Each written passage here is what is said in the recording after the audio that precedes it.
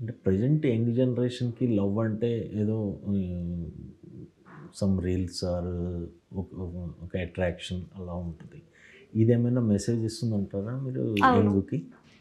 The whole story క్రక్సే అది, ఎసెన్సే అది story. The ఎండ్లో వీళ్ళ లైఫ్లో ఏదో ఒక ఫేజ్ ఉంటుంది, వాళ్ళు పెళ్ళి అవుతుంది అండ్ స్టోరీ వాటెవర్ కాన్ఫ్లిక్ట్ వస్తుంది, ట్విస్ట్ వస్తుంది, అవన్నీ అవుతూ ఉంటాయి. టీజర్లో ఒక లైన్ ఉందండి,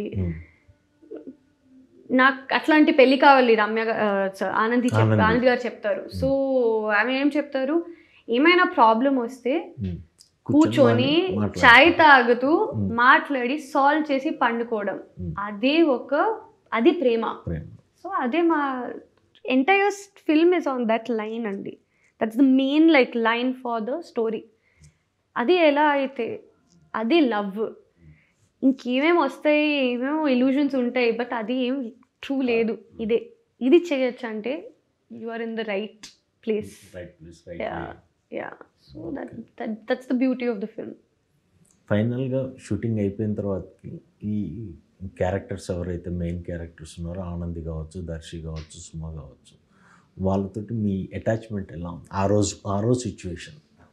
బాగుందండి. లైక్ ఆ షూట్ ట్రాప్ టైంకి నేను లేను అక్కడ, ఐ వాజ్ ట్రావెలింగ్. బట్ అందరు ఫోన్ చేసి లైక్ ఆల్ వెరీ ఎక్సైటెడ్, మళ్ళీ కలిసాము ఇక్కడ and all that.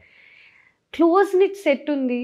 Everybody was, మా డైరెక్టర్ గారు న్యూ ఉన్నారు, మా ఏడీస్ అందరు కొంచెం like young new guys, everybody was new. So అందరూ ఒక కనెక్షన్, ఒక బాండ్ ఫామ్ చేశారు. Because for so many people this was their first film కూడా, ఏదో ఒక ఫస్ట్ ఉంది వాళ్ళకి ఇది. సో ఒక ఫ్యామిలీ లాగా అయ్యారు అందరూ. ఇంకా ఎవ్రీడే సెట్ పైన ఏం సీరియస్నెస్ ఏం లేదు, అంటే డిసిప్లిన్ ఉంది బట్ మ్యూజిక్ ప్లే చేసి, but everybody just laughed on the set. ఒక్కరోజు కూడా అయ్యో ఇది హైలైట్ స్ట్రెస్, ఏం స్ట్రెస్సే లేదు ఆ సెట్లో, అందుకే నేను వెళ్ళలే అంత ఎంజాయబుల్లీ వెళ్ళారు.